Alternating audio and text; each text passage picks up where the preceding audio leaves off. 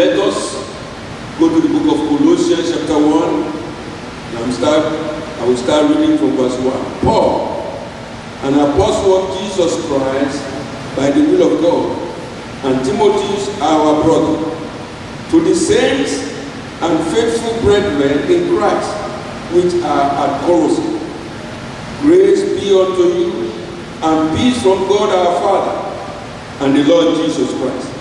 We give thanks to God and the Father of our Lord Jesus Christ, praying always for you, since we have heard of your faith in Christ Jesus, and of the love which you have to all the saints, for the hope which is laid up for you in heaven, whereof you heard before in the word of the truth of the gospel, which is come unto you,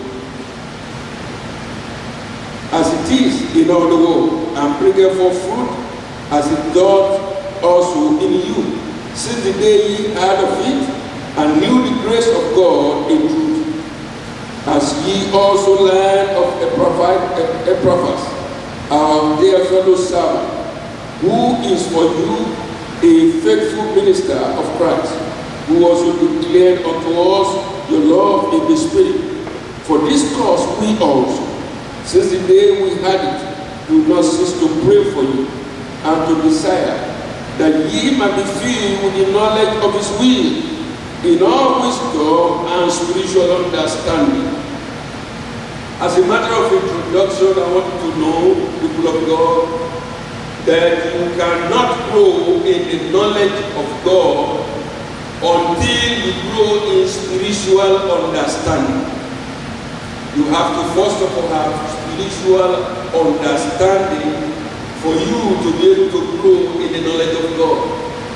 It is spiritual understanding that opens up for us what it is all about. You know there are many people that come to the United States of America for the first 3 or 6 months or even a year. They don't even know, they don't have a clue what to do. If they are not in the right place where they will be guided as to what they are to do, what steps they could take. Some may be in the same thing for years and years. I remember when I started pastoring the church in 1998 at Elwood Avenue, everybody in the church, they were seeing and they were quite happy with what they were doing. And they were going and coming and they were walking and, they were living their, lives. Some have been in this thing for 10 years, some 15 years. And I was looking at the car lot of the church and I was wondering, Father, how can this be? These are your shoes. Their cars are wretched, they are dilapidated, they are dented. Why should it be? Our car lot was like a junkyard. And I started praying, Lord, you have to change these vehicles. You have to change these vehicles. But then I realized, this is what these people are doing. So I went to the city hall and I said, what can a CNN do that can improve his law? They told me, well, they can do LPM. I said, what is LPM? They told me what it was. I said, what can they do after that? They said they can do nothing. I said, what can they do after that? They said they can be a doctor. I said, what? You can be a doctor from a nurse? He said, yes. So I went back to the church and began to teach. This is what is possible. You can do this, you can do that. And those who receive the word, in a short while, we looked at the car lot of the church, brand new vehicles, were parked there and said, this is the right place. Praise the Lord. So when people are coming to church, they don't say, well, this is a junkyard, they cannot be the place. Praise the Lord. So when people don't know what to do, it will affect everything about them. So spiritual understanding is as important as normal understanding in the world. Praise the Lord. Without spiritual understanding, we cannot walk in the wisdom of God and we cannot have the knowledge of God. And the Bible says that grace be multiplied to you through the knowledge of God. Grace is the ability of God. Grace is the hand of God. Grace is the favor of God. Grace is open doors for you. You cannot go in breakthroughs upon breakthroughs unless you have spiritual understanding. So it is crucial. Spiritual understanding is crucial to what becomes of your life on earth. You see all these things, they look physical, they look natural, but they are from a source. The source of everything is in the spirit realm. The source of all the things you see, then the spirit realm. You can understand how the spiritual things function. You will have no stress on that. Praise the Lord. That is why I thank God that is leading us today. So he said in that word that this is the cause they are praying for. This cause we also, since the day we have had it, do not cease to pray for you and to desire that ye might be filled with the knowledge of his will in all wisdom and spiritual understanding, that ye might walk worthy of the Lord unto all places, being fruitful in every good work, and increasing in the knowledge of God, strengthened with all might, according to his glorious power, unto all patience and long suffering with joyfulness, giving thanks unto the Father, which had made us meet to be partakers of the inheritance of the saints in light, who has delivered us from the powers of darkness and has translated us into the kingdom of his dear Son, in whom we have redemption through his blood, even the forgiveness of sins. Praise the Lord. This passage of scripture is telling us where we are. We have been delivered from the powers of darkness, and we have been translated into the kingdom of the Son. Praise the Lord. The means of translation is redemption that came through the Lord Jesus Christ. Every time we preach being born again, every time we preach knowing the Lord, having a relationship with him, many do not have a clue. Why? Why do I have to have a relationship with God? Why are these things very important? And this scripture makes us to understand it. Because there is a kingdom in me. And that kingdom is the kingdom of God. The kingdom of God is also called the kingdom of his dear Son, as we have read in Colossians chapter 1. The kingdom of his dear Son. Say the kingdom of his dear Son. Say the kingdom of his dear Son. When you ask yourself, why did Jesus have to come? Most of the time, we look at it in a way regarding what it is that benefits us from his coming. That is right. It's good to look at it that way. He came to save me. He came to deliver me. He came to change my life. He came to restore me. Yes, all that is good. But for what purpose? For what purpose? When you want to see and understand the full plan of God from eternity past, you cannot do that without understanding what the kingdom is all about. Say the kingdom of God. Say the kingdom of God. Everything about the Bible is about the kingdom of God. Everything from beginning to the end is about the kingdom of God. Say again, the kingdom of God. Say again, the kingdom of God. What is a kingdom? There are so many ways people have described kingdom. Even in our dictionary, there is a description or a definition of a kingdom. And it says it's a politically organized entity.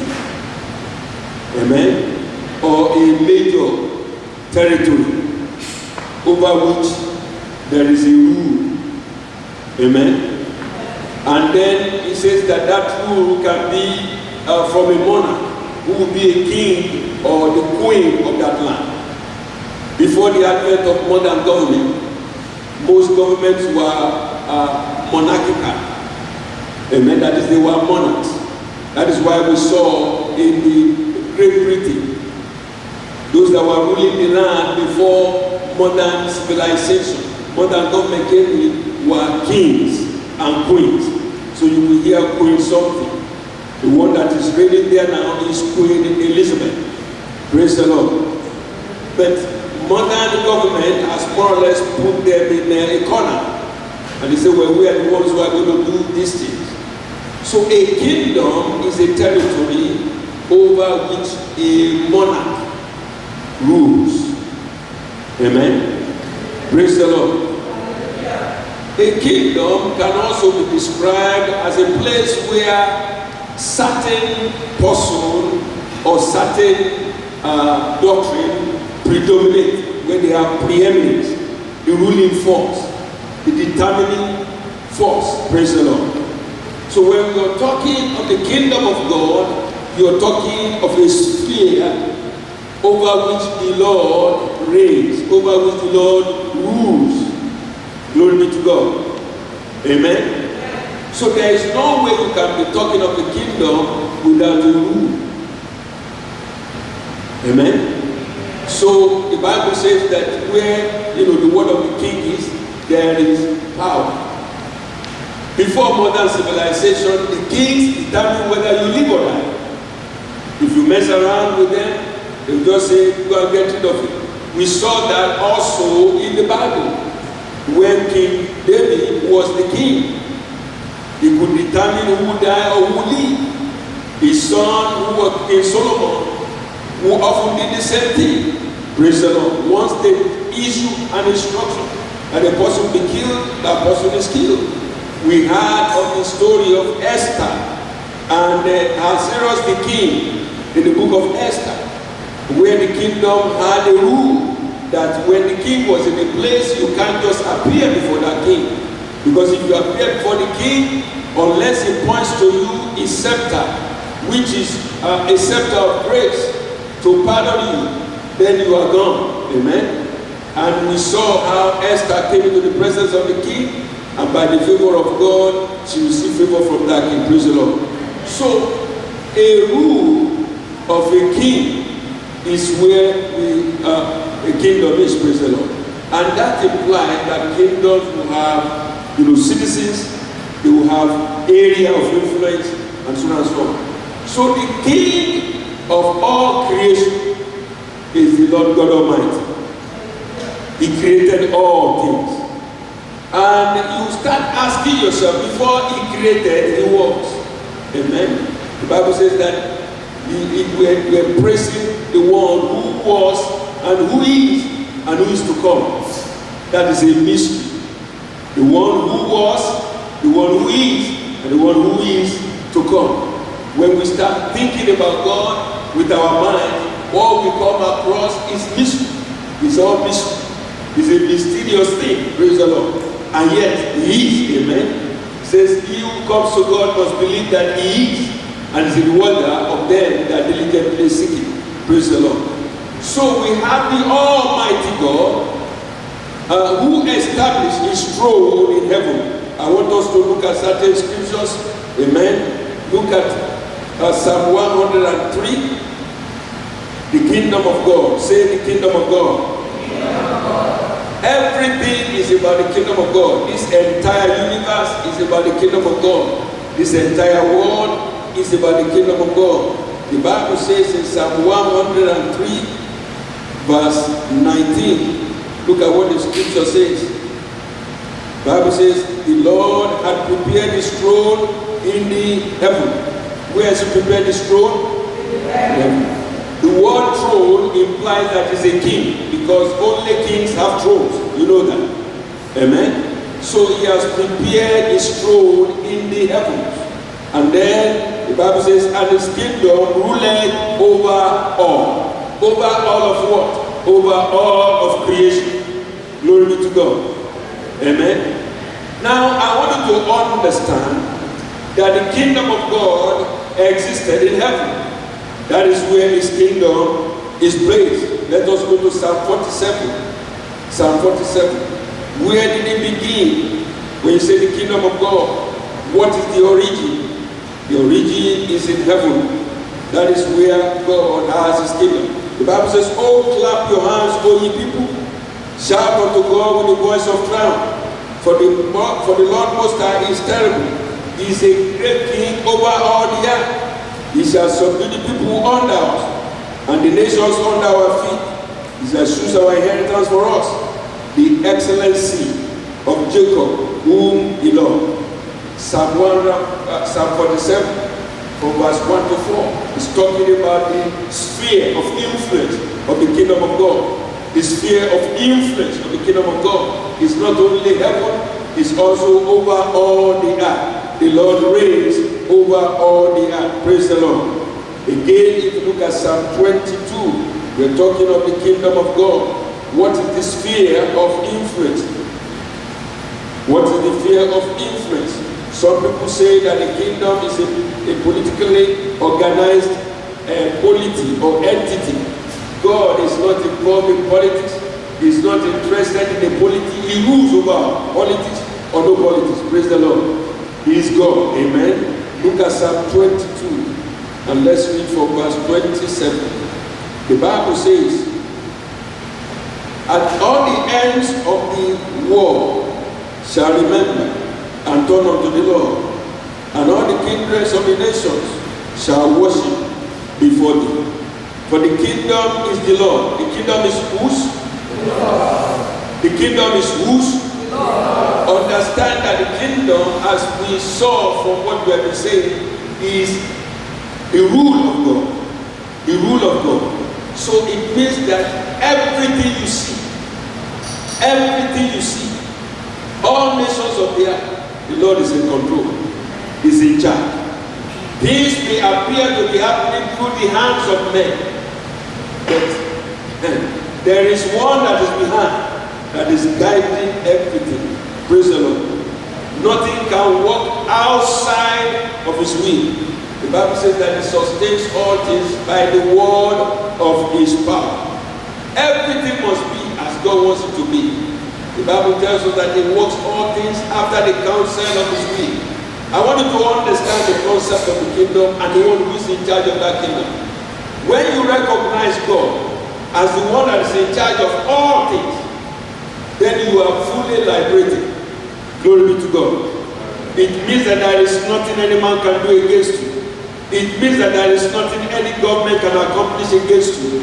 If it is not put in their hand, it will never be.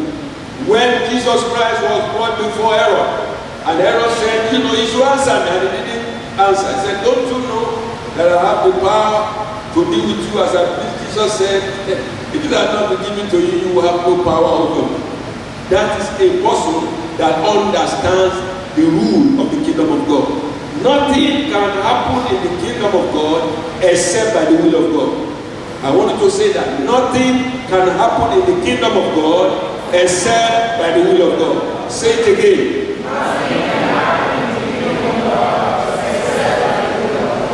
He is in charge, he is in control. There is nothing out of control in the kingdom of God. From the most complicated thing, from the most complicated issues of life, to the minutest and the simplest things of life, God is in control. Do you not know that God has shown in your lives, even on small issues, how much he cares for you? Have you not seen that? That it's not only the big things of your life that God is interested in. Have you not seen that he's interested in your comfort when you sleep? Have you not understood from your experience with him that he's interested that you don't even strike your foot against a stone? That is our God. Praise the Lord. He is in control of everything, the most complicated, the most magnificent thing to the minutest thing. God is in charge. Praise the Lord.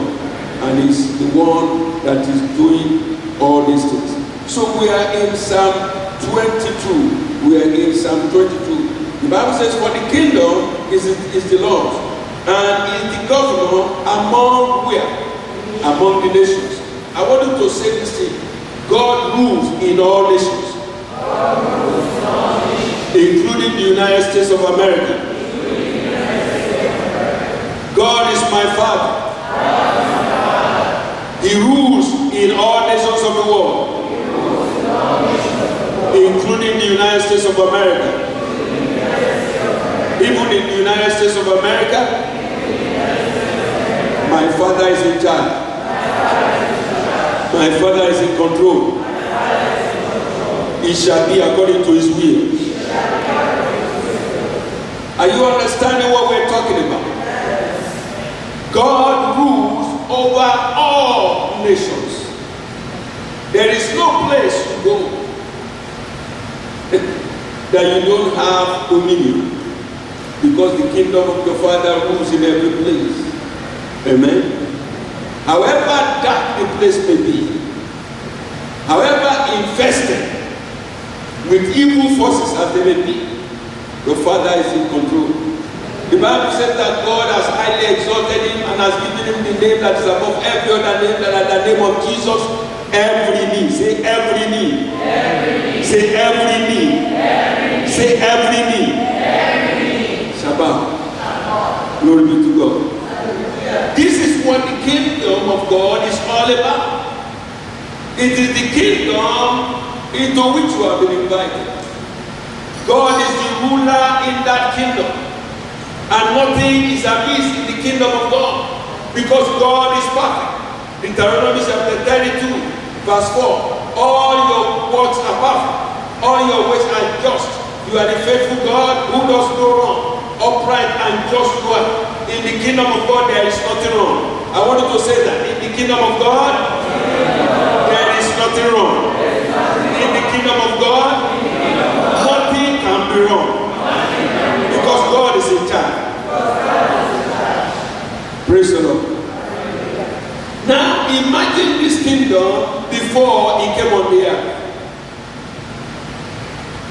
Imagine this kingdom. Think outside of the Bible now, before, because the Bible began to tell us about the establishment of the kingdom of God on the earth.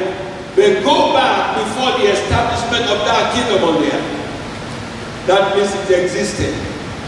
You know, when we read history, particularly African history, we often see people called colonial masters. United Kingdom was one of them. Praise the Lord. France was one of them. Praise the Lord. Belgium was one of them. Hallelujah. Amen. Is anybody here whose nation in Africa was colonized by Belgium, by the people of Belgium? How about the United Kingdom? Your country was colonized by the United Kingdom. Raise up your hand. Praise the Lord. How about France? There's no Frenchman in this place. Amen. Glory be to God. Amen. What did they do? They had a kingdom in their own territory, which is their nations. They were running their nations according to their own laws. And then all of a sudden they thought, I think we need to enlarge the area of our influence. I think we need to enlarge our reach. So what do we do? Let us go to Africa and colonize them. Amen? Then they got to Africa by whatever means, and all of a sudden everybody woke up. United Kingdom was in charge of the government of the nation. France was in charge of the government of another nation. Belgium was in charge of another nation. Even small countries that were only a few million in population were ruling huge nations in Africa. Amen. And they were saying, look, it has to be our culture, it has to be our law, it has to be the way we do things in our country. Praise the Lord. So whatever you're doing here, we're going to be setting it aside. And they began to rule. Amen. So they were extending their kingdom.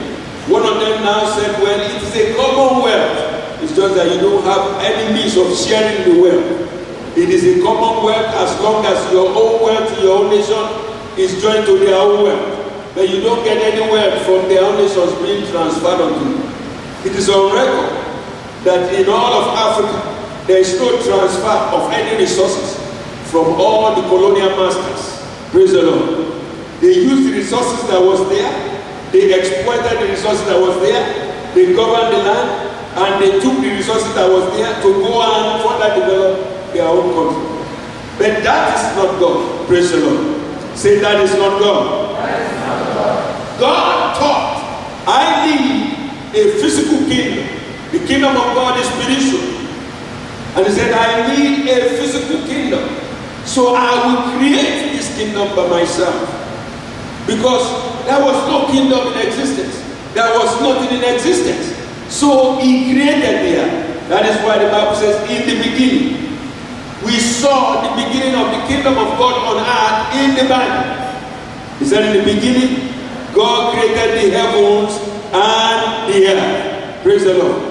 And then he began to tell us how God began to shape everything. There was darkness over the surface of the deep. He said, let there be light, and there was light. He brought all the things that are needed. He needed the vegetation. He said, let there be vegetation. Let there be fruits. Let there be animals. Let there be fish in the sea. Let there be birds in the air. He did everything. Prepared a physical location where he will establish a physical kingdom as an extension of a spiritual kingdom. Praise the Lord. Then he said, I need to have citizens of my kingdom. Okay, I have created a physical environment. Then how about the people? Because there is no way a kingdom can be in existence without subjects. There is no way a kingdom can be in existence without citizens. Amen. The nation, the United States of America, is only made up of the people that are in it. If there is nobody in the United States of America, it will not be a nation. So God said, now what kind of people do I need to be in my kingdom? Praise the Lord. What kind of people do I need to be in my kingdom? They will be in our image. They will be in our likeness. Praise the Lord. So that we can reason together. They will be like us. So that we can relate. Glory be to God. Some people relate with dogs. They relate with cats. Praise the Lord. But there is limit to the relationship. Glory be to God. When you say something and your cat does something, say yes, doing what I asked the cat to do. Are you sure? Amen. You cannot relate in a perfect manner except to a being like you. Relationship with a human being like yourself is of more value than relationship with a cat or a dog. Glory be to God. It has more potential. You can tell your friend, I'm a little tired, can you please drive me to the mall? He will jump in the car and take you to the mall. And you can do your grocery shopping and help you to put in the car and still drive you back home. And you can never tell your dog, I'm a little tired today.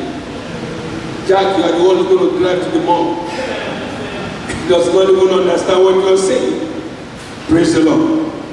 You see, so God was looking for people that will relate with him apart. He said, let us make man in our own image, according to our own likeness, and let them rule on our behalf on this entire state.